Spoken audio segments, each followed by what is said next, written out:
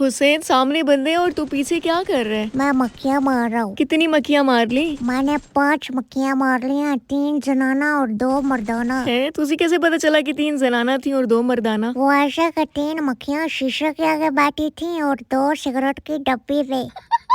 दूर फिटे मुंह। छोड़ो सारी बातें। आपको पता है आज मुझे एक बाबा जी ने अपनी खूंडी से मारा है। क्यों बाबा जी ने अपनी पाक खूंडी तुझे मार के प्लीत क्यों की है? मैं ना दरख्त के पीछे खड़ा हुआ शबाना से बातें कर रहा था तो बाबा जी मेरे पास आके बोले क्या ये हमारी तहजीब है। कहा तो उन्होंने बिल्कुल ठीक था, लेकिन उन्होंने तुझे मारा क्यों? पता नहीं यार, मैंने तो बस इतना ही कहा था कि बाबा जी ये तहजीब नहीं मेरी शुबाना है, आप किसी और दरख्त के पीछे देखे।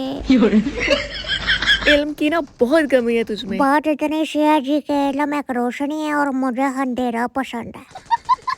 तेरी ये चवले शुबाना को पता चली ना तो उससे तुझे मुंह भी नहीं लगाना। टप्पा में टप्पा टप्पा में फूल, आपे आपकी बहुत बड़ी है भूल। मैं नहीं मरता किसी को छोड़ जाने से, शबाना गई तो उसकी सहेली का भूल।